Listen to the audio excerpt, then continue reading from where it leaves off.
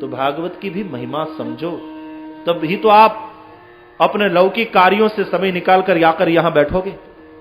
वरना कोई कहेगा कि भाई दुकान में धंधा ठीक चल रहा है, वहां सब कुछ छोड़कर यहां कर क्यों बैठे, बहुत काम पड़ा है घर पर। लेकिन जब पता चलेगा कि हमारे लौकिक कार्यों से भी इसकी महिमा ज्यादा है, तभी आप, बड़ी चीज यदि मिलती हो तो लोग छोटी छोड़ने को तैयार हो जाते हैं।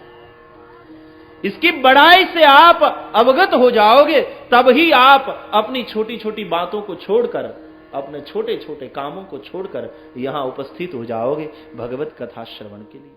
तो आइए भागवत की महिमा का गान करें पद्म पुराण के माध्यम से। आरंभ में भगवान वेदव्यास मंगलाचरण करते हैं, हम भी मंगलाचरण करें। चंद मिनटों के लिए भाव और प्यार से पुकारे, हरे कृष्ण हरे राम राधे गोविंदा। तालियां बजाते हुए देखो, बीच बीच में संकीर्तन इसलिए कराना पड़ता है कि आप ताली बजाएं। ताली बजाएंगे तो आपके शरीर में थोड़ा हलन चलन होगा, और हलन चलन होगा तो ब्लड सर्कुलेट ठीक से हो पाएगा। क्योंकि ऐसे ही बैठे रहते हैं तो ब्लड सर्कुलेशन में भी थोड़ी गिरावट आ जाती है। इसलिए संकीर्तन में जो ठीक से ताली बजाकर संकीर्तन करते हैं उसको पैरालिसिस नहीं होता, लकवा नहीं होता, ब्लड ठीक से सर्कुलेट होगा। आपकी दया आती है कि बस 1.5 घंटे से ऐसे ही बैठे हैं बिना हिले, इसलिए तो बीच में संकीर्तन आता है। मन भगवान में लगे, संकीर्तन से हमारे पाप मिटे और ब्लड सर्कुलेशन जरा ठीक से होता रहे शरीर में। भाव से तालियां बजाते हुए, हरे कृष्ण हरे राम राधे गोविंदा। एक ताली,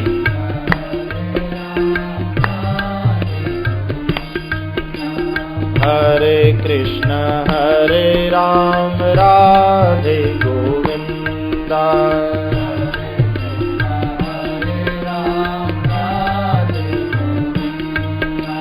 हरे कृष्ण हरे राम राधे गोविंदा।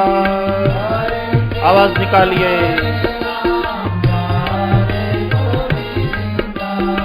मुझे पुरुषों की आवाज नहीं सुनाई देती। घर में तो बहुत जोर जोर से बोलते हैं आप, यहां बोलने में क्यों शर्मा रहे हैं? हरे कृष्ण हरे राम राधे गोविंदा।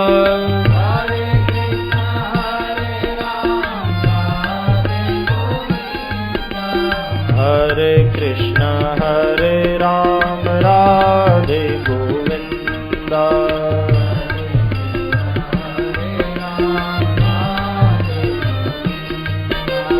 हरे कृष्ण हरे राम राधे गोविंदा।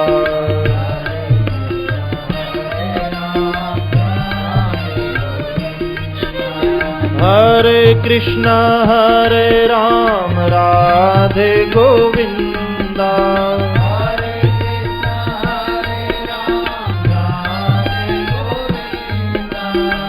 हरे कृष्ण हरे राम राधे गोविंदा।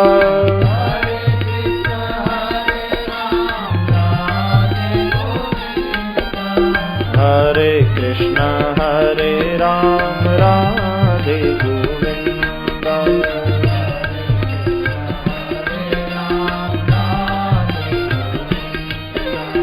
हरे कृष्ण हरे राम राधे गोविंदा।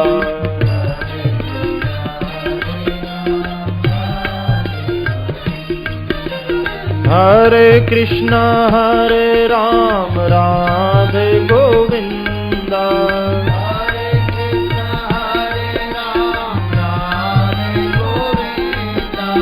हरे कृष्ण हरे राम राधे गोविंदा।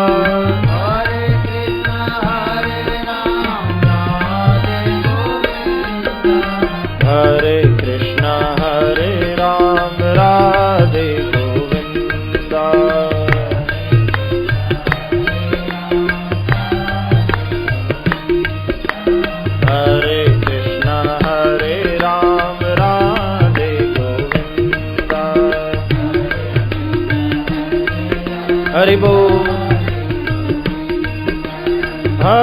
कृष्ण हरे राम राधे गोविंदा।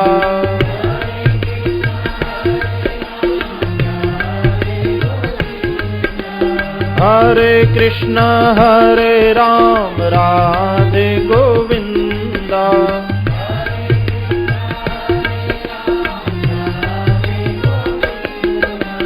हरे कृष्ण हरे राम राधे गोविंदा।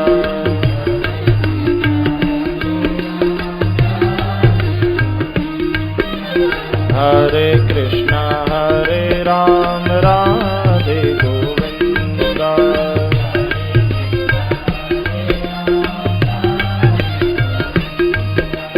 हरे कृष्ण हरे राम राधे गोविंदा। जय हो।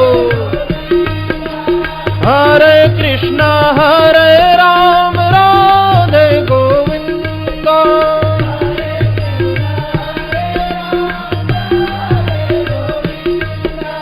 हरे कृष्ण हरे राम राधे गोविंदा।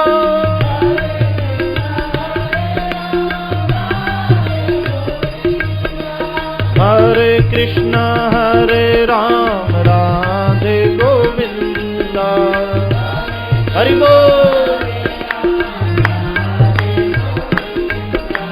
हरे कृष्ण हरे राम राधे गोविंदा।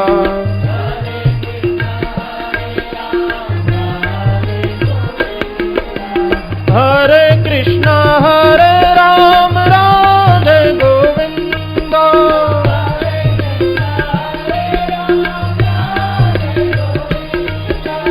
हरे कृष्ण हरे राम राधे गोविंदा।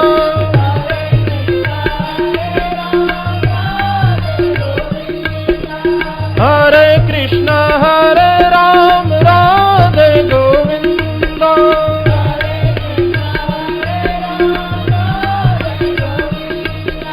हरे कृष्ण हरे राम राधे गोविंदा।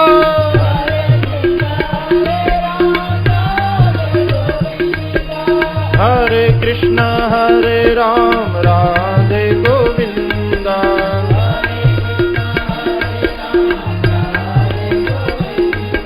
हरे कृष्ण हरे राम राधे गोविंदा।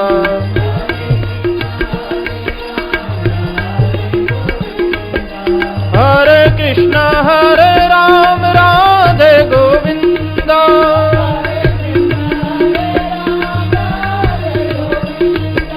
हरे कृष्ण हरे राम राधे गोविंदा।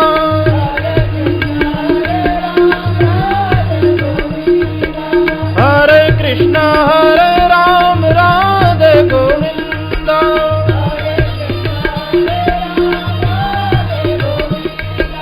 हरे कृष्ण हरे राम राधे गोविंदा।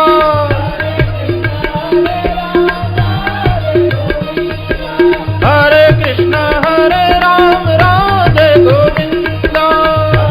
जय हो। हरि बोल। हरे कृष्ण हरे राम राधे गोविंदा। हरे कृष्ण हरे राम राधे गोविंदा। हरे कृष्ण हरे राम राधे गोविंदा। हरे कृष्ण हरे राम राधे गोविंदा। हरि बोल। हरे कृष्ण हरे राम राधे गोविंदा। हरे कृष्ण हरे राम राधे गोविंदा। हरे कृष्ण हरे राम राधे गोविंदा। हरे कृष्ण हरे राम राधे गोविंदा। हरे कृष्ण हरे राम राधे गोविंदा।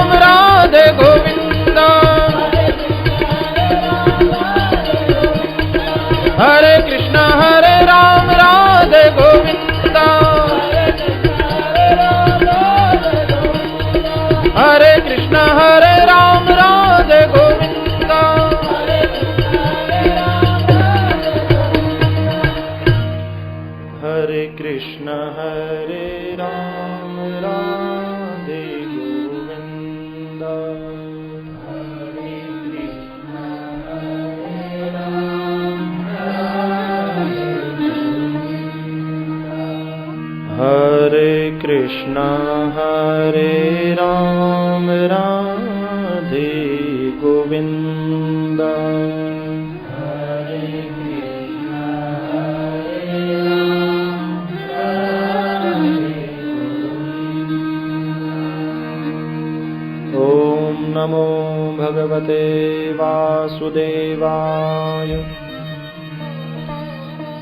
सच्चिदानन्दरूपाय विश्वोत्पत्त्यादिहेतवे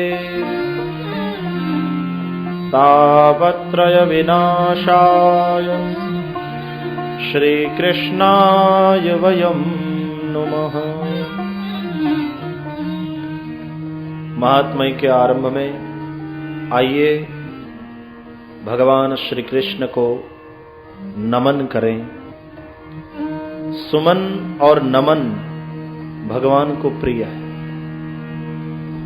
कथा के आरंभ में नंद नंदन को सुमन और नमन समर्पित करना। सुमन का अर्थ है पुष्प।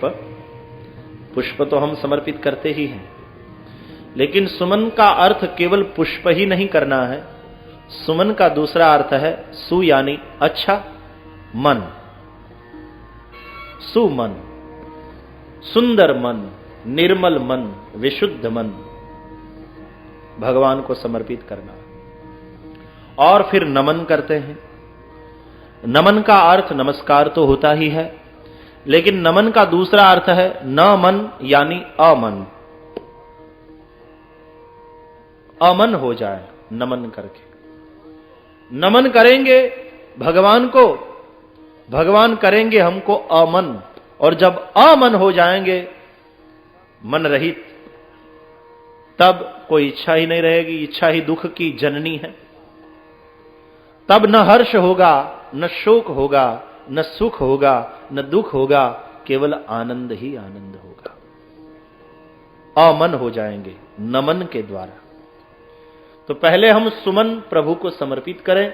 हमारा सुंदर मन, हमारा विशुद्ध मन, हमारा निर्मल मन सुमन भगवान को समर्पित करें। फिर नमन करें। नमस्कार करते हुए व्यास जी ने लिखा है, सच्चिदानंद रूपाय। हमारे वेदों ने, शास्त्रों ने, हमारे संतों ने दो बातें बताई है। एक बात तो परम तत्व का परिचय दिया, ये बताई। उसके बारे में दो बात बताई परम तत्व के बारे में। एक बात तो उसका परिचय कराया, और दूसरी बात उसकी प्राप्ति का उपाय बताया। परिचय हुआ तो फिर प्राप्ति के लिए इच्छा जागृत होती है कि परम तत्व का परिचय हुआ, अब भगवान की हम प्राप्ति कर लें। तो प्रश्न होता है कि सद्गुरुदेव हम प्राप्ति कैसे करेंगे? तो गुरु जी ने प्राप्ति का उपाय भी बताया। परिचय दिया पहले तो।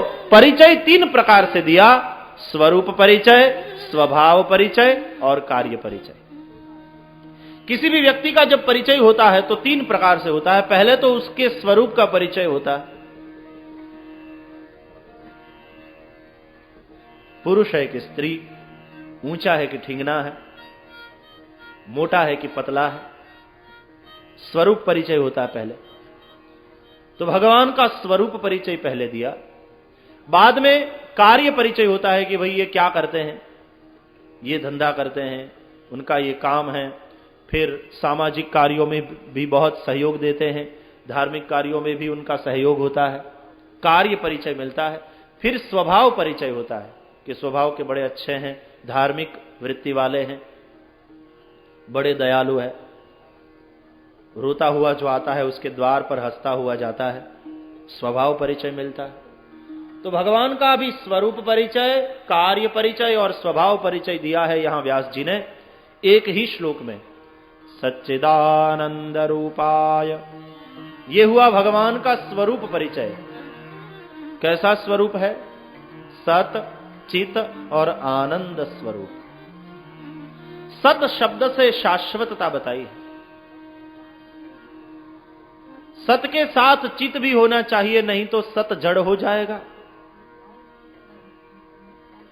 लाउड स्पीकर है लेकिन इलेक्ट्रिक पावर ही नहीं है, तो सत के साथ चित का होना भी जरूरी है। सत, चित और तीसरा शब्द है आनंद। सत और चित के साथ आनंद भी चाहिए। लाउड स्पीकर है, इलेक्ट्रिक पावर भी है, लेकिन बोलने वाला ही ना हो तो। आप शीरा बनाते हैं तो रवा चाहिए, घी चाहिए और शक्कर भी तो चाहिए। यदि शुद्ध घी में शीरा बनाओ, रवा बढ़िया से बढ़िया ले आओ, शुद्ध घी में बनाओ, लेकिन यदि शक्कर ही न डालो तो शीरा अच्छा लगेगा? कोई खाएगा?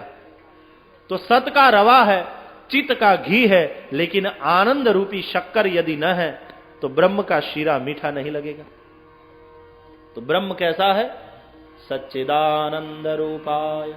सत है, चित है और आनंद स्वरूप है। आनंद स्वरूप है इसलिए तो हम उसकी कथा सुन रहे हैं। यदि कथा में आनंद न आता सुनने में और कहने में, तो हम कहते क्यों, आप सुनते क्यों? यदि आनंद न आता तो हम मंदिर जाते क्यों, पूजा करते क्यों, माला फेरते क्यों, जप क्यों करते?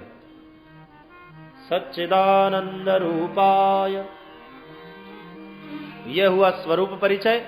अब कार्य परिचय देते हुए कहा विश्वोत्पत्त्यादि हेतवे। क्या करते हैं? जगत की उत्पत्ति, सर्जन करते हैं, इस सृष्टि का पालन करते हैं और विनाश भी करते हैं। हम भी तो उत्पत्ति, स्थिति और पालन करते हैं, लय करते हैं। लेकिन भगवान जो करते हैं वो लीला है, हम जो करते हैं क्रिया है। क्योंकि जीव को सर्जन में मोह होता है।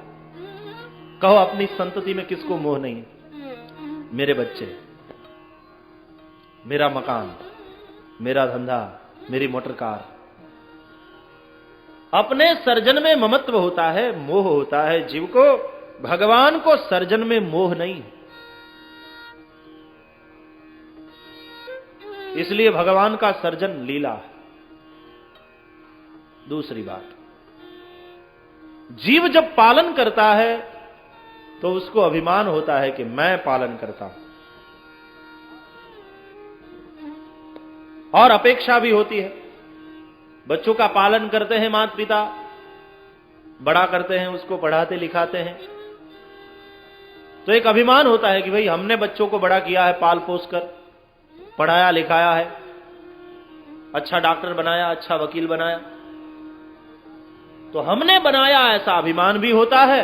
और फिर माता पिता अपेक्षा से भी रहित नहीं, उनको अपेक्षा भी होती है कि हमने पाल पोस कर बड़ा किया, पढ़ाया लिखाया, तो अब जब हम बूढ़े हो जाएंगे तो हमारी सेवा करेगा। ये अपेक्षा कोई निरर्थक भी नहीं, ठीक है, अपेक्षा होती है माता पिता को ऐसे। लेकिन माता पिता की उस अपेक्षा की जब संतानों के द्वारा उपेक्षा होती है, तो अपेक्षा की उपेक्षा से दुख का जन्म होता है। भगवान पालन करते हैं तो मैं पालन करता हूं, ऐसा अभिमान भी भगवान को नहीं है, और अपेक्षा भी नहीं है कि भाई मैं जल बरसाता हूं, मैं अन्न पकाता हूं, मेरे कारण वायु बहती रहती है, हवा चलती रहती है, तो अन्न जल और प्रकाश देकर मैं ही सबको जीवित रखता हूं, तो ये सब मेरा नाम लेंगे, मेरी पूजा करेंगे, ऐसी अपेक्षा भगवान को नहीं। जो आस्तिक होता है उसके एक खेत में भी भगवान बरसात बरसाते हैं, और जो नास्तिक होता है उसके खेत में भी बरसात तो बरसती ही है। भगवान कोई भेद नहीं करते, क्योंकि भगवान तो निरपेक्ष है, उसको कोई अपेक्षा ही नहीं। एक साधु महात्मा अन्न क्षेत्र चलाते थे। अन्न क्षेत्र चलता था, छोटा सा मंदिर था, छोटा सा आश्रम है, तो जितने भी भूखे आते थे सब वहां भोजन पाते थे। लेकिन महात्मा जी ने एक नियम बनाए रखा था कि पहले 2 माला फेरनी होगी।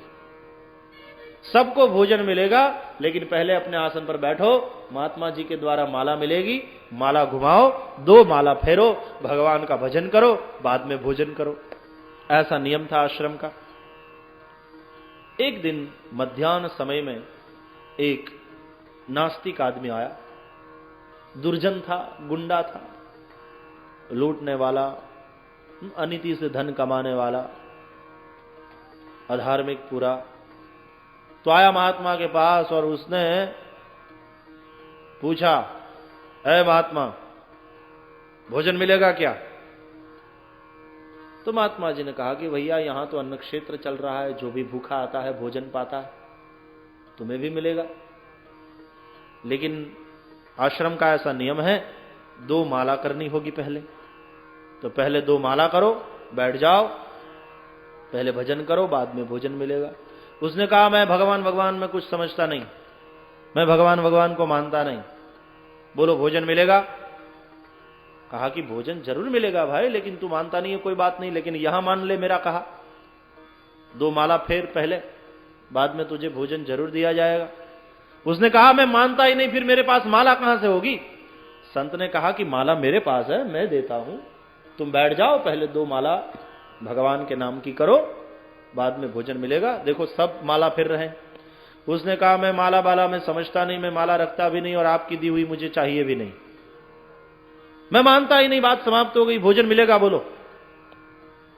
तो संत ने कहा कि भैया ऐसे तो भोजन नहीं मिलेगा, पहले भजन करना चाहिए, भजन नहीं करोगे और भोजन करोगे तो फिर तुम नमक हराम हो, फोगट खावे चोर कहावे। कहा, चोर तो मैं हुई हूं, आपके कहने से कोई चोर नहीं हूं, मैं हूं ही हूं, मैं आपका परिचय ही दे दूं ना, मैं चोर ही हूं, चोरी करने का काम है मेरा, पेशा ही वही है, और खानदानी पेशा है। हमारे बाप दादा भी बहुत बढ़िया चोर हो गए, यदि अवार्ड होता कोई तो उनको मिलता। भगवान भगवान में नहीं मानता, भोजन कराओगे? तो महात्मा ने कहा कि भैया तब तो भोजन नहीं मिलेगा, पहले भजन करना होगा, तब ही भोजन मिल सकेगा, आश्रम का नियम है। उसने कहा, नहीं कराना है भोजन तो जाओ, नहीं करना है दूसरी जगह जाएंगे, और वो चला गया।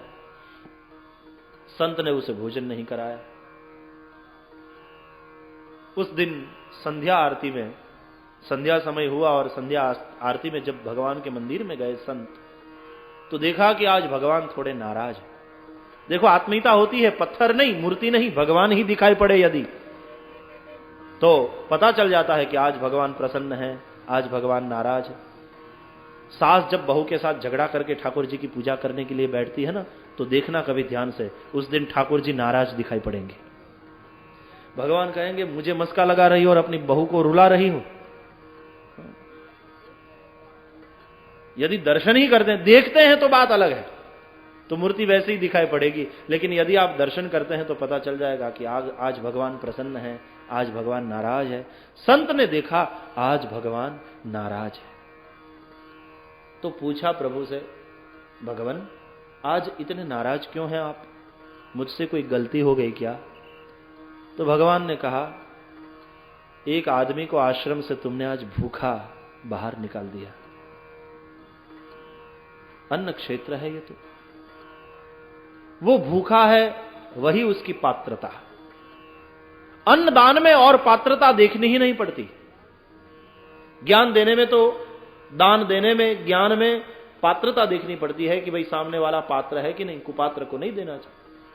कुपात्र को दिया हुआ दान और कुपात्र को दिया हुआ ज्ञान भस्म में घी की आहुति देने के बराबर है, व्यर्थ चला जाता है।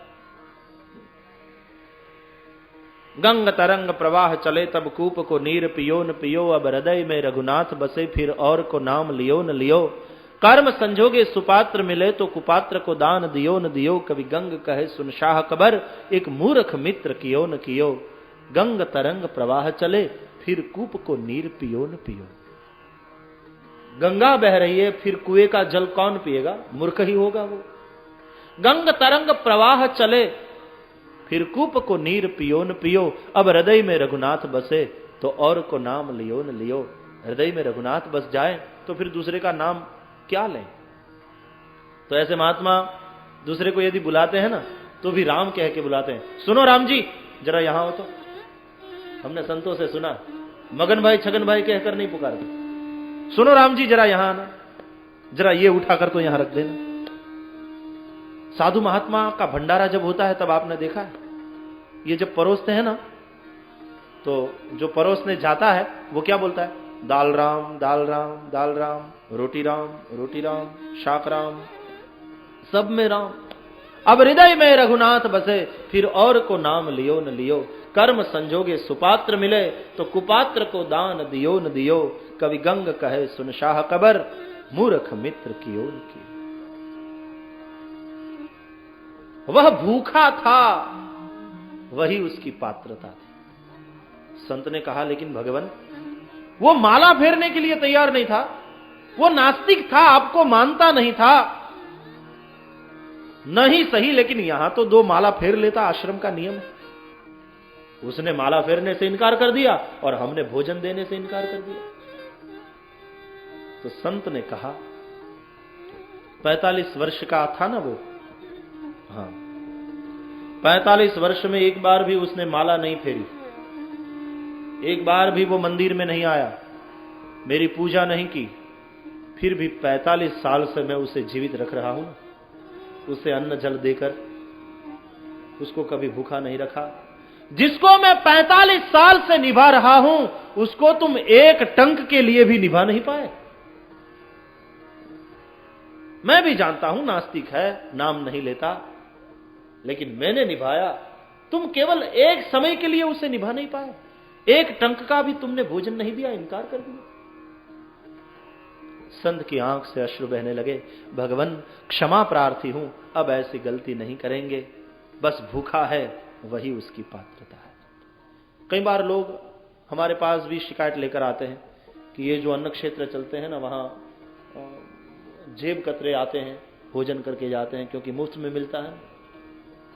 लेकिन यह समझ करके अन्न क्षेत्र को तो बंद नहीं कर देना चाहिए, सत्कर्म तो चालू ही रखो, क्योंकि एक ऐसा योग्य आकर वहां भोजन कर जाएगा, तुम्हारा सारा खर्च, तुम्हारी सारी सेवा, तुम्हारी सारी मेहनत सफल हो जाएगी। अन्नदान में तो वह भूखा है, वही उसकी पात्रता है। फिर वो जो करेगा सो भरेगा, जैसी करनी वैसी भरनी, वो खुद भोगेगा। अन्नदान में वह भूखा है, वही उसकी पात्रता है, और कोई पात्रता देखी नहीं जाती। तो भगवान पालन करते हैं, लेकिन अभिमान नहीं कि मैं पालन करता हूं, और अपेक्षा नहीं है कि लोग मेरा नाम लें, मेरी पूजा करें, निरपेक्ष है। तो भगवान को सर्जन में मोह नहीं है, पालन में अहंकार और अपेक्षा नहीं है। तीसरी बात, लय। भगवान को लय में शोक नहीं, और हमको शोक होता है। वो तो बड़ी सीधी बात है। जिसके सर्जन में तुम्हें आनंद आएगा, जब उसका विसर्जन होगा तो तुम्हें शोक होगा ही होगा। जिसका जन्म मुझे और आपको सुखी करता है, उसकी मृत्यु जरूर रुलाएगी, ये नियम है। भगवान को सर्जन में मोह नहीं है, इसलिए भगवान को शोक में, लय में शोक भी नहीं। विश्वोत्पत्त्यादि हेतवे, सृष्टि का सर्जन करते हैं, पालन करते हैं, विसर्जन करते हैं। स्वभाव परिचय। तापत्रय विनाशाय श्री कृष्णाय वयम नुमः। नमस्कार करने मात्र से आधिदैविक, आधि भौतिक और आध्यात्मिक तीनों प्रकार के तापों को मिटा देते हैं, इतने दयालु। केवल नमस्कार करने मात्र से दुख दूर हो जाता है। प्रणामो दुख शमनः तम नमामि हरिम परम। भगवान को यदि भाव से कोई प्रणाम कर लेता है तो उसके सारे दुख दूर हो जाते हैं। आदि दैविक, आदि भौतिक, आध्यात्मिक सभी दुख दूर हो जाते हैं। आदि व्याधि उपाधि सब मिट जाती है। आदि माने अभाव का दुख, पैसा नहीं है और आप दुखी है, आदि। संतति नहीं है और दुखी है, आदि। टेलीविजन नहीं है और महाभारत के लिए पड़ोस में जाना पड़ता है रविवार को, दुखी हैं आप, आदि। अभाव का दुख है, आदि। व्याधि माने रोग का दुख, रोगग्रस्त हो जाता है शरीर तो पीड़ा होती है। वो पीड़ा जो भुगतनी पड़ती है उसको कहते हैं व्याधि, रोग की पीड़ा। और उपाधि का अर्थ है स्वभाव का दुख। नहीं होने का जो दुख है, अभाव का जो दुख है, उसका नाम आधि, और होने से जो दुख होता है उसका नाम है उपाधि। कई लोगों के पास, कई लोगों को संतति नहीं है, पुत्र नहीं है, इसलिए रोते हैं, यह है आधि। और कई लोगों के घर पुत्र तो है लेकिन ऐसे हैं, वे भी रोते हैं, उसको कहते हैं उपाधि। कथा में आगे बैठने की जगह नहीं मिले और पीछे बैठना पड़ता है, आप दुखी हो गए, थोड़े देर से आए, स्वयं सेवकों ने आपको आगे नहीं आने दिया, दुखी होकर आपको पीछे बैठना पड़ा, उसका नाम आधि। लेकिन एक बार आगे आकर बैठ गए तो फिर जब तक कथा पूरी ना हो जाए बीच में से उठ नहीं सकते, ये उपाधि। तो आगे आकर बैठो तो समझ करके बैठना। इसके माध्यम से आपको यह भी बता दूं, आगे आकर बैठो तो समझ कर बैठना, बीच में से आप उठ नहीं पाओगे। पूरे समय के लिए यदि बैठना चाहो तो ही आगे बैठना, क्योंकि बीच में फिर खड़े हो जाएंगे आप तो कथा में विक्षेप होगा, कई लोगों का ध्यान भंग होगा। ये तो दोष है। हम आए हैं कथा में पुण्य कमाने और दोष पाप करके जाते हैं, ऐसा नहीं होना चाहिए। टेलीविजन नहीं है वो आधी, लेकिन जब है तो इतने सारे आ जाते हैं कि घर में हमें भी बैठने की जगह नहीं मिलती, उसका नाम उपाधि। होने से जो दुख उत्पन्न होता है उसको कहते हैं उपाधि। तो आधि, व्याधि और उपाधि। तावत्रय विनाशाय, नमस्कार करने मात्र से त्रिविध दुखों का विनाश करने वाले हैं भगवान, इतने दयालु है। ऐसे श्री कृष्ण को हम नमस्कार करते हैं। श्री कृष्णाय वयं नुमः।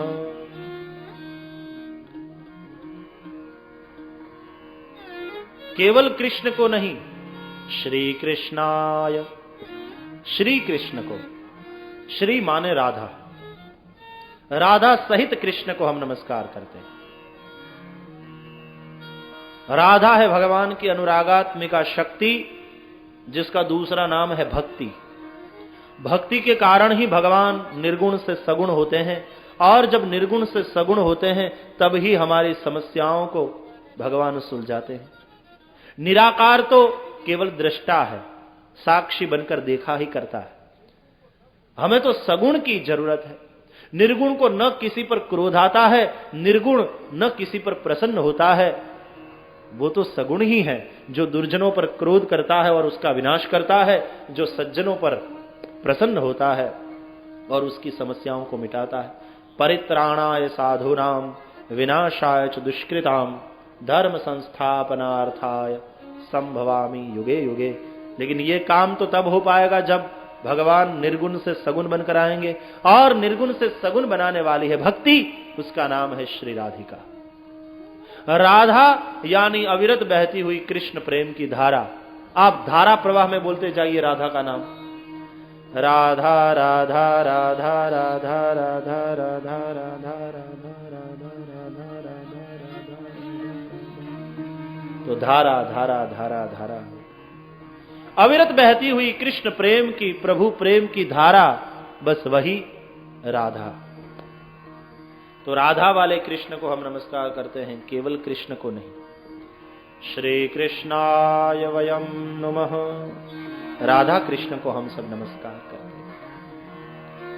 एक बार श्री कृष्ण ने श्री राधा जी से कहा, राधे, जब तुम साथ में होती हो तो लोग हमें श्री कृष्ण कहकर बड़े सम्मान के साथ पुकारते हैं, लेकिन जब तुम साथ में नहीं होती हो तो केवल कृष्ण यानी काला काला कहकर गालियां सुनाते हैं। तो राधे, तुम्हारे कारण हमारा सम्मान भी बहुत बढ़ गया। राधे तू बड़ भागिनी, तूने कौन तपस्या कीन। राधे तू बड़ भागिनी, तूने कौन तपस्या कीन। तीन लोक तारन तरन, सो तुमरे आधीन। राधे तू बड़ भागिनी, तूने कौन तपस्या कीन। तीन लोक तारन तरन, सो तुमरे आधी। श्री कृष्णाय वयम नमः। वंदन करते हैं ऐसा नहीं लिखा, प्रणाम करते हैं ऐसा नहीं लिखा, नुमः नमस्कार करते हैं। तीन शब्द है हमारे पास, वंदन, प्रणाम और नमस्कार, और तीनों के अर्थ अलग अलग हैं। वंदन यानी वफादारी, वंदन यानी विश्वासघात न करने की प्रतिज्ञा, वंदन और चंदन की भेंट नंद नंदन को समर्पित करें, क्योंकि वंदन और चंदन नंद नंदन को अति प्रिय है। दोनों शीतलता देने वाले हैं ना। चंदन ललाट को शीतलता देता है, वंदन हृदय को शीतलता प्रदान करता है। वंदन चंदन जिसको अति प्रिय है वही वैष्णव है। खंडन मंडन जिसको बहुत प्रिय है वह आसक्त है, वो भक्त है। वेद जिसको अति प्रिय है वो भक्त है। खेद और भेद जिसको बहुत प्रिय लगते हैं वो आसक्त है। भगवान का स्वरूप जिसको अति प्रिय है वह भक्त है, और लौकिक रूप जिसको बहुत प्रिय है वह आसक्त है। रूप में और स्वरूप में अंतर है। रूप में जो आसक्त होता है वह रागी है, और स्वरूप में जो आसक्त होता है वह अनुरागी है। रागी बद्ध है, अनुरागी मुक्त है। राग बंधन है। भगवान में अनुराग हो जाए तो वह मुक्ति है। राम भजत सोई मुक्ति गोसाई। वंदन केवल शरीर की क्रिया ही नहीं है कि दो हाथ जोड़े और मस्तक नवाया, केवल इसका नाम वंदन नहीं, उसमें विश्वास सम्मिलित होना चाहिए। हृदय से पूरा भरोसा, पूरा विश्वास, विश्वास सम्मिलित हो जाए तो वंदन। वंदन शरीर की क्रिया मात्र न रहते हुए यदि उसमें विश्वास भी सम्मिलित हो जाए तो वंदन का वजन इतना बढ़ जाता है कि विश्व के वजन से भी वंदन का वजन ज्यादा होता है। विश्वम भर को वशीभूत करने में ऐसा वंदन समर्थ होता है। ऐसे वंदन को विश्वम भर भी वशीभूत होते हैं। वंदन में हम क्या करते हैं? दो हाथ जोड़ते हैं, मस्तक नवाते हैं, हृदय में भाव होता है। तीनों चाहिए ना। दोनों कर, दोनों हाथ कर्म का प्रतीक है। मस्तक नवाते हैं हम, मस्तक ज्ञान का प्रतीक है, और हृदय से हम भाव से वंदन करते हैं, ये भक्ति का प्रतीक है। ज्ञान और कर्म भगवान दोनों आपको समर्पित है। ज्ञान भक्ति और कर्म के द्वारा हम आपको समर्पित है भगवान। वंदन का यह अर्थ होता है। करबद्ध है हम, अब आपका ही कार्य करेंगे हमारे हाथ, आपका ही चिंतन करेगा हमारा मस्तक, आपके लिए ही प्रीति की धारा हमारे हृदय से बहती रहेगी। ज्ञान भक्ति और कर्म, आपके हम भक्त हैं, सदा प्रामाणिक रहेंगे। कभी भी अप्रामाणिकता का आचरण हम अपने जीवन में नहीं करेंगे। प्रतिज्ञा करनी,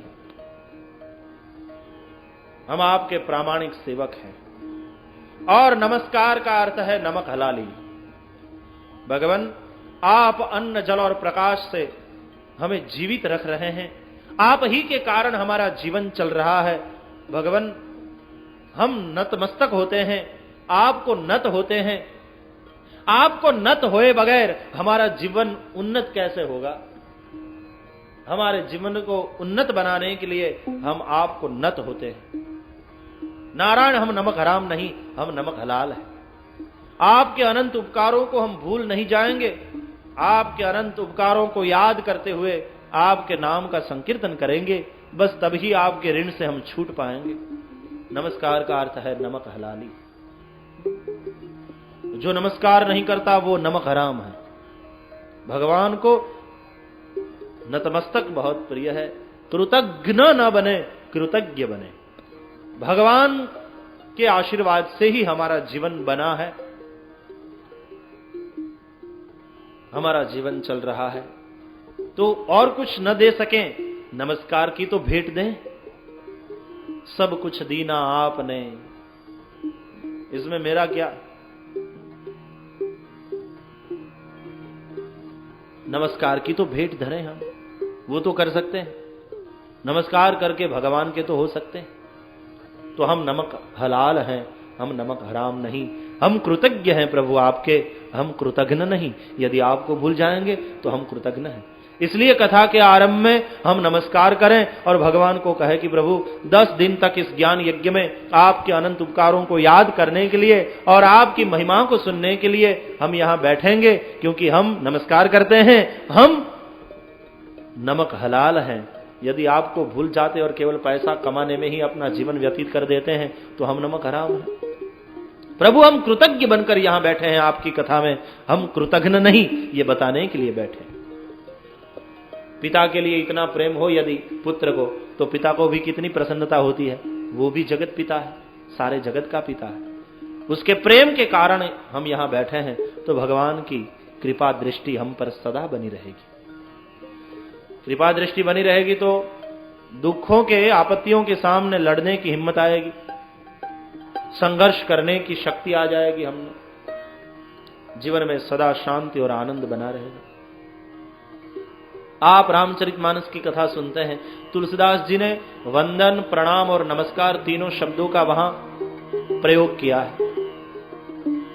देखिए, तुलसीदास जी श्री राम जी को वंदन करते हैं, सीता जी को नमस्कार करते हैं और हनुमान जी को प्रणाम करते हैं। ध्यान से रामचरितमानस पढ़िए। राम को वंदन लिखा है, यन्माया वशवर्ति विश्वमखिलम् ब्रह्मादिदेवासुरा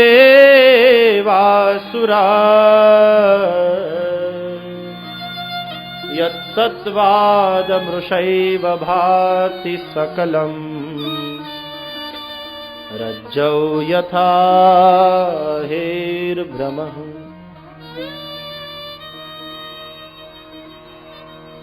यत्पादप्लवमेकमेव हि भवाम्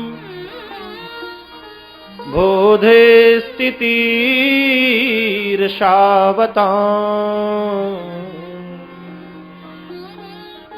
वन्देऽहं करुणाकरम्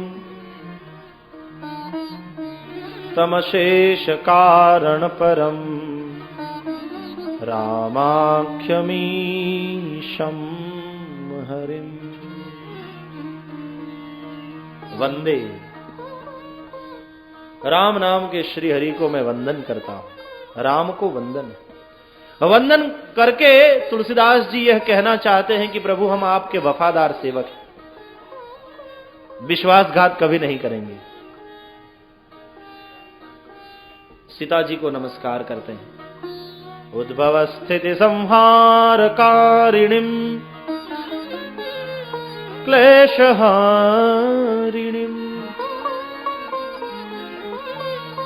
सर्वश्रेयस्करीं सीतां नतोऽहं राम वल्लभाम्। उत्पत्ति, स्थिति और लय करने वाली, क्लेश को हरने वाली, सबका श्रेय करने वाली राम वल्लभा, राम प्रिया सीता को अहम नतः, मैं नमस्कार करता हूं। नमस्कार करके श्री सीता जी को यह कहना चाहते हैं तुलसीदास जी, हे मां, तूने मुझे जन्म दिया, तूने मुझे पाल पोस कर बड़ा किया, तूने मुझ में रहे दुर्गुणों का विनाश किया, मुझे अच्छा मानव बनाया, मैं तुझे नमस्कार करता हूं। मैं नमक हराम नहीं, मैं नमक हलाल हूं। और श्री हनुमान जी को प्रणाम करते हुए तुलसी जी लिखते हैं, प्रणवउ पवन कुमार खलबन पावक ज्ञान घन। प्रणवउ पवन कुमार खलबन पावक ज्ञान घन। जासु हृदय आगार बसहि राम शर चाप धर।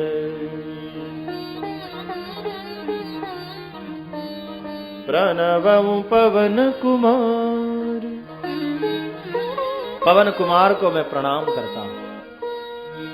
खल बन पावक, जो दुष्टों के वन को जलाने के लिए अग्नि के समान है।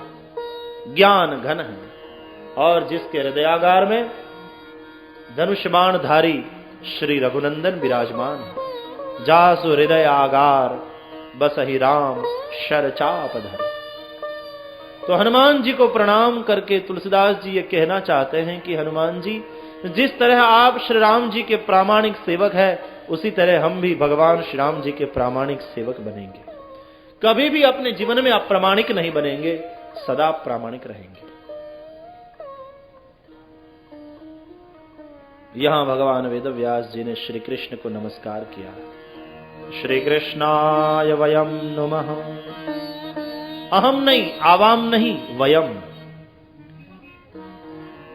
हिंदी, गुजराती, मराठी में जिस तरह एक वचन और बहुवचन होता है, इंग्लिश में जिस तरह सिंगुलर और प्लूरल होता है, लेकिन संस्कृत में ऐसा नहीं है, तीन है। एक वचन, द्विवचन और बहुवचन। अहम यानी मैं, आवाम यानी हम दोनों, वयम यानी हम सब। तो यहां व्यास जी ने अहम नहीं लिखा, आवाम नहीं लिखा, वयम नुमः, हम सब नमस्कार करते। श्रोता वक्ता सब, गुरु शिष्य सब, सामूहिक वंदना। और समूह में जब कोई बात कही जाती है तो उसका वजन बहुत बढ़ जाता है। कोई एक व्यक्ति कलेक्टर के पास जाए और आवेदन पत्र दे, उसमें भी फर्क है। और सारा राजनांदगांव 50,000 का मोर्चा निकाल कर ले जाए और आवेदन पत्र दे कलेक्टर को, तो उसकी असर कुछ अलग होती है। तब कलेक्टर को बात माननी पड़ती है। समूह में जब कोई बात रखी जाती है, तो यहां भी भगवान को सामूहिक वंदना की गई है। श्री कृष्णाय वयं नुमः, हम सब मिलकर श्री कृष्ण को नमस्कार करते हैं।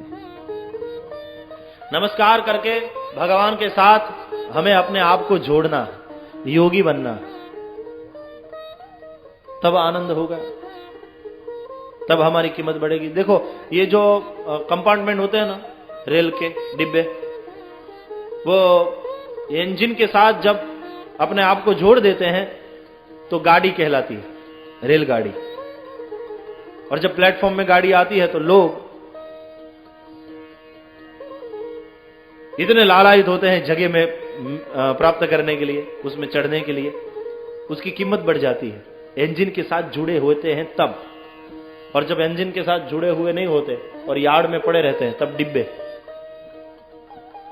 तो जो भगवान के साथ जुड़ा हुआ है उसी की कीमत समाज में बढ़ती है। उसी के लिए सब लालायित होते हैं, दर्शन के लिए, चरण स्पर्श के लिए, वचनामृत के लिए। लेकिन जो भगवान के साथ नहीं जुड़े हुए यार्ड में पड़े हैं, वो डिब्बा समझो।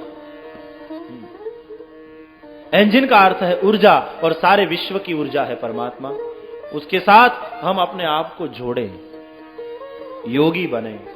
तो नमस्कार करके हमें अपने आप को भगवान के साथ जोड़ना है।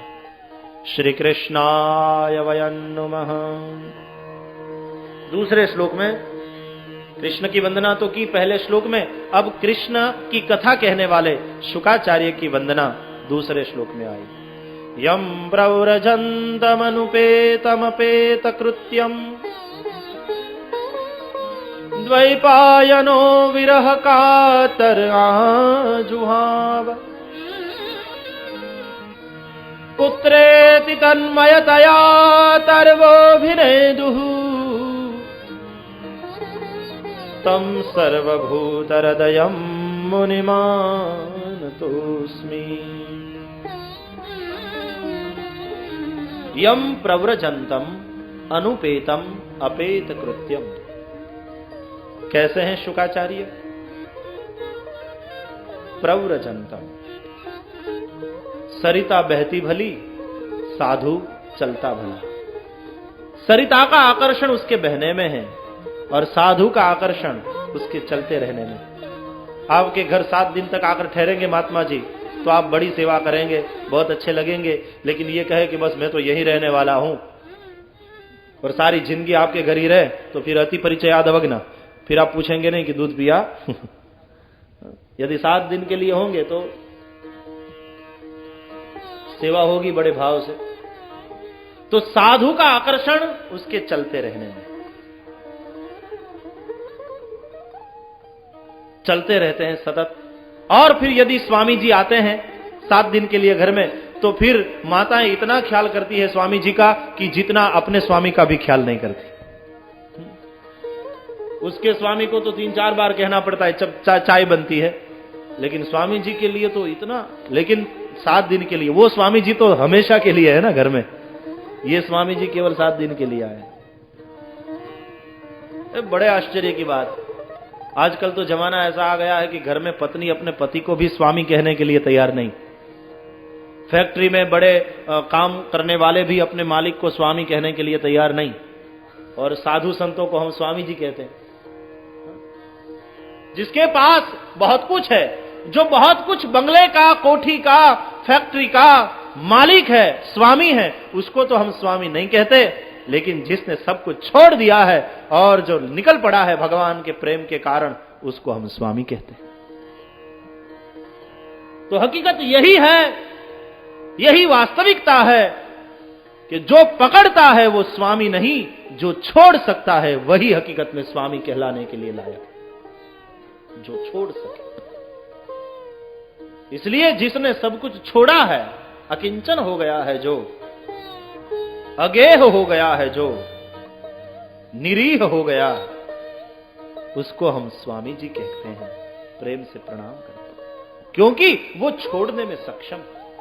हम सब पकड़ने में तो सक्षम है, लेकिन छोड़ने में हम सक्षम नहीं।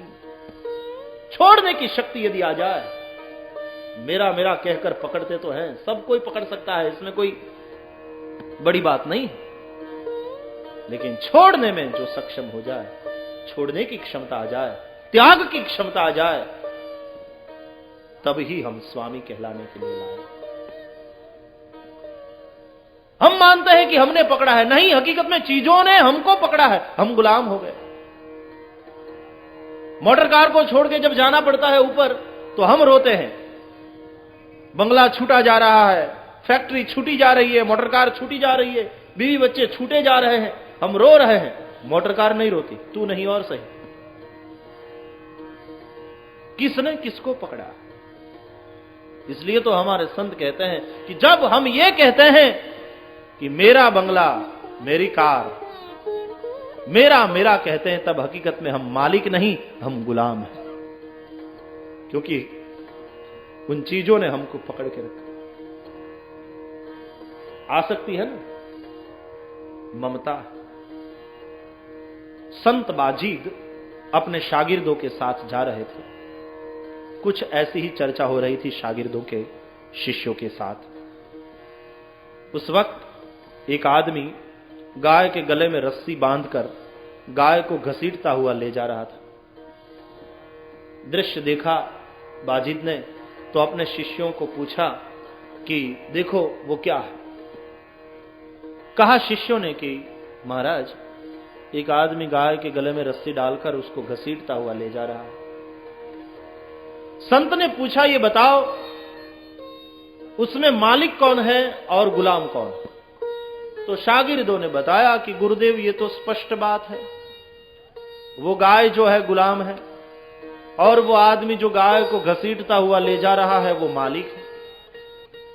तब बाजीद हंस पड़े, अपने शिष्यों को कहा, वही तुम्हारा ज्ञान है, वही तुम गलती कर रहे हो। सारी दुनिया ऐसी ही गलती कर रही है। हकीकत तद्दन इससे उल्टी। तुम गाय को गुलाम कह रहे हो, तुम उस आदमी को मालिक कह रहे हो। हकीकत उल्टी है। तुम जिसको मालिक समझ रहे हो वह मालिक नहीं, गुलाम है। शिष्यों ने पूछा कैसे? बाजिद ने कहा, देखो ऐसे। दौड़कर बाजिद गए, छुरी थी उनके पास, निकाली और वह आदमी गाय को घसीटता हुआ ले जा रहा था। बाजिद ने छुरी का प्रहार किया रस्सी पर, रस्सी कट गई, गाय भागी। और जब गाय भागी तो उसको पकड़ने के लिए वो आदमी बाजिद को गालियां सुनाता हुआ गाय को पकड़ने के लिए पीछे दौड़ा कि ये कौन पागल आ गया, रस्सी काट दी उसने। गाय आगे भागी, आदमी उसके पीछे उसको पकड़ने के लिए भागा जा रहा था।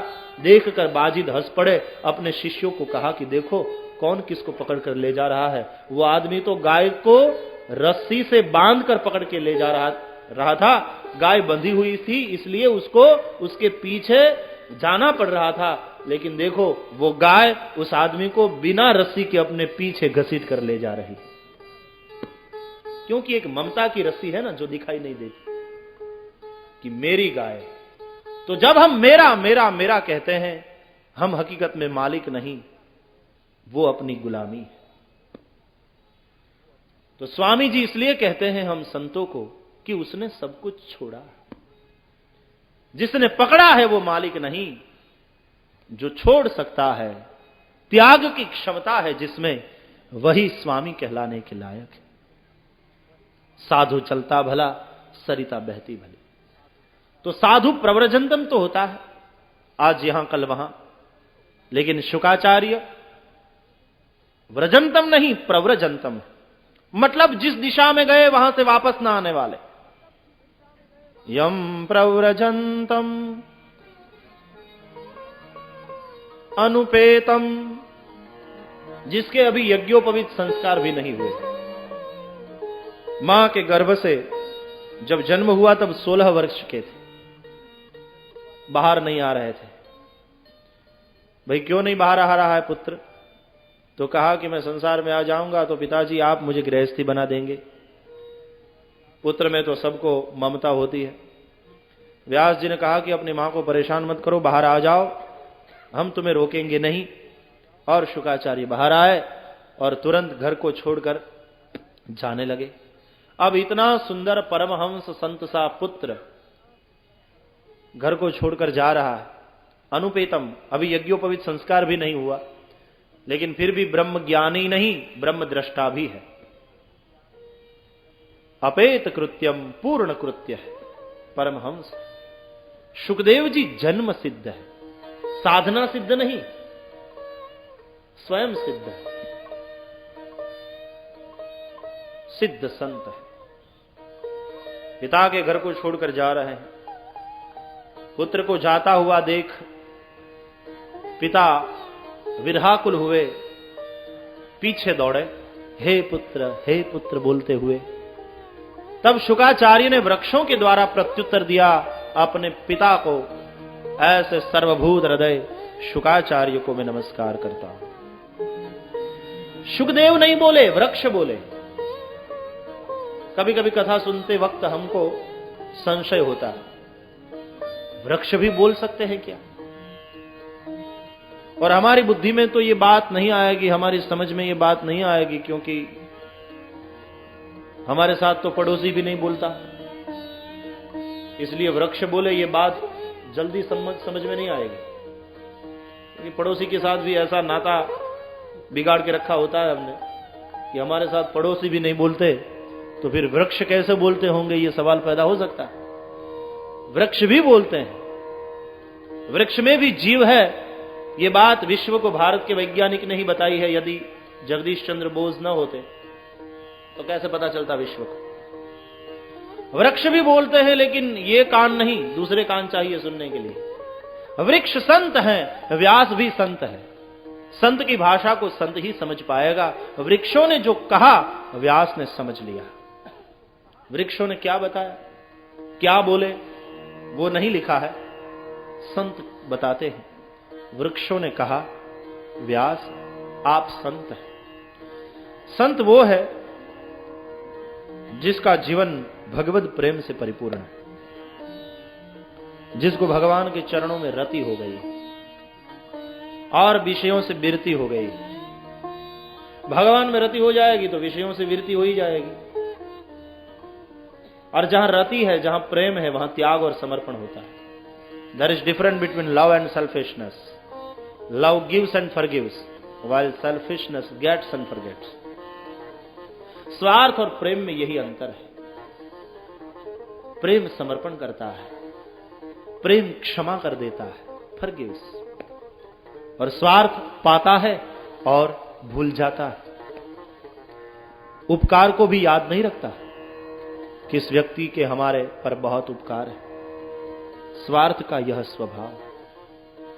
आप प्रेमी संत हैं, संत के जीवन में त्याग होना चाहिए, और त्याग उसका जो अति प्रिय हो। जो बहुत काम की चीज नहीं है उसको दे दे, वो कोई त्याग नहीं हुआ। खोटी अट्ठन्नी मंदिर में डाल दे, वो कोई दान नहीं, छुटकारा है खोटी अट्ठन्नी से।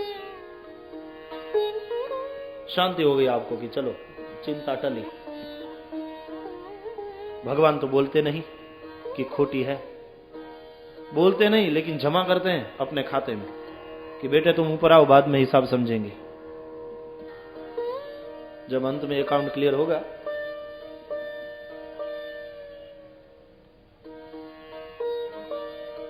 आप तिरुपति गए हैं दर्शन करने के लिए, तो आप देखते हैं कि वहां जब लौटते हैं लोग तो मुंडन करा के लौटते हैं, अपने बाल वहां उतारते हैं, दे देते हैं भगवान। ये बाल नहीं देते, अपना सौंदर्य समर्पित करते हैं, क्योंकि मुंडन हो जाएगा तो फिर कैसे कुरूप लगोगे ना। मतलब आपने अपने सौंदर्य का दान दिया। अब हमने देखा है कि वहां मुंडन यदि करवाओ तो केवल अट्ठन्नी लगती है। आजकल यदि भाव कोई बढ़ गए हो तो पता नहीं।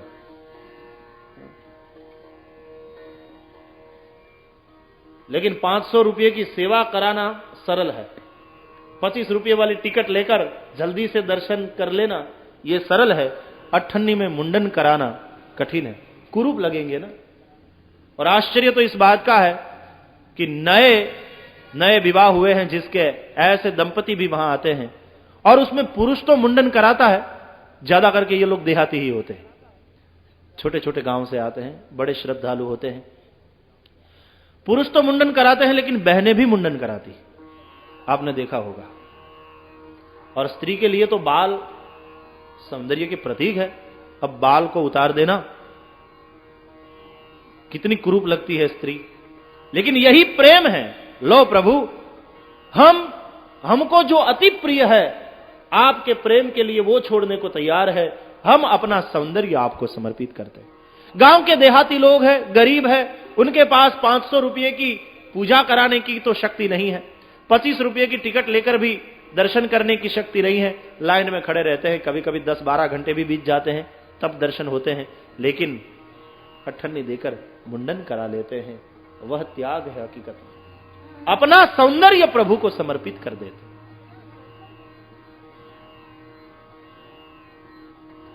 मोटर कार में जो बैठकर आते हैं वो मुंडन कम कराते हैं, 500 वाली पूजा कराते हैं लेकिन मुंडन नहीं कराते। 500 रुपये का त्याग वो तो साधारण त्याग है, सौंदर्य का त्याग प्रभु के लिए वही त्याग है। भगवान तो भाव को देखते हैं, पदार्थ को। तुम क्या देते हो वो महत्व का नहीं, किस भाव से देते हो। पत्रम पुष्पम फलम तोयम, लेकिन यो में भक्त्या प्रयच्छ।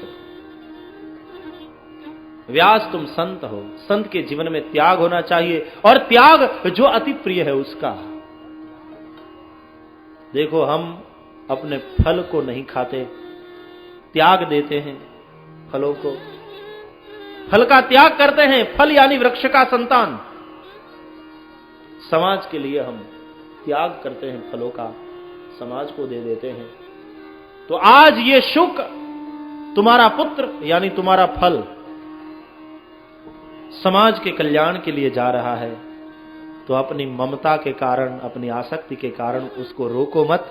तुम संत हो, त्यागो, छोड़ो। वृक्ष संत है और उसके जीवन में त्याग है, इसलिए त्याग का उपदेश दिया। ये ऐसे ही भाषणबाजी नहीं है, पहले अपने आचरण में होता है। बिना आचरण में लाए तो आचार्य कैसे? और जब तक आचार्य नहीं बने तब तक तो उपदेश की अनुमति नहीं है। विद्या के 4 चरण हैं। प्रथम चरण में गुरु के पास जाकर विद्या संपादन करना, दूसरे चरण में उसका मनन करना, तीसरे चरण में उसका निधिध्यासन यानी अपने आचरण में ले आना। आचरण में ले आए, आचार्य बने, तब चौथे चरण में उपदेश। उपदेश की अनुमति बाद में, पहले आचार्य बने। आचार्य केवल डिग्री का ही नाम नहीं, आचार्य केवल उपाधि का ही नाम नहीं। आचरण में पहले लाया है जो आचार्य बना है, फिर उपदेश। वृक्षों के जीवन में त्याग है, स्वयं धूप सहन करते हैं और नीचे बैठने वाले को शीतलता और छाया देते हैं। पत्थर मारने वाले को फल देते हैं, अपकार करने वाले पर उपकार करते हैं। संत है वृक्ष, वृक्षों से सीखना। मन तुम वृक्षन से सीख ले। वृक्षों से बहुत कुछ सीखना।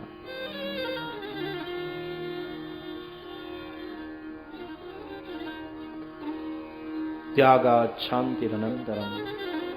गीता में भी भगवान ने सूत्र दिया, त्याग में ही शांति। भोग में सुख होगा, शांति नहीं। साधन तुम्हें सुख दे सकते हैं, शांति नहीं। शांति तो साधना से है। सुख खरीदा जा सकता है, शांति बिकाऊ चीज नहीं। बहुत पैसे वाले हैं आप, अच्छा बंगला बनाओ, बेडरूम को सजाओ, डनलो पिल्लो की गद्दियां, कमरे को वातानुकूलित बनाओ, लेकिन नींद, यदि नींद ही नहीं आती, वो थोड़ी पैसे से खरीद सकते हैं। रुपए पैसे से आप खाने के अच्छे पदार्थ खरीद सकते हैं, लेकिन भूख नहीं। सुख को खरीद सकते हैं आप, शांति को नहीं। भोग में सुख होगा, त्याग में शांति। त्यागात् शांतिरनंतरम। खाने के आनंद से खिलाने का आनंद श्रेष्ठ है। कभी कभी अनुभव करके देखिएगा, खाने के आनंद से खिलाने का आनंद। कोई गरीब के बच्चे दीपावली के त्योहार में भी मिठाई नहीं पा रहे, हम देख रहे हैं, मिठाई लेकर घर जा रहे हैं, हमारे लिए ले जा रहे हैं, लेकिन गरीब बच्चों को देखा मिठाई के लिए लालायित है। दीपावली का त्योहार है, न वहां रंगोली सजाई गई है, न दीपावली के त्योहार में भी दीप जलाए गए हैं, न मिठाई है। और वहां जाकर मिठाई छोड़ दो, उनको खिला दो, तो बच्चे खाते हुए इतने आनंदित होंगे। वो देखकर तुम्हें जो आनंद मिलेगा, वो आनंद तुमने खुद मिठाई खाई होती तो भी नहीं मिलता। तो सुख मिलता था, आनंद नहीं। आनंद बड़ी ऊंची, सुख से ऊपर की चीज है आनंद। आनंद के सामने सुख तुच्छ है।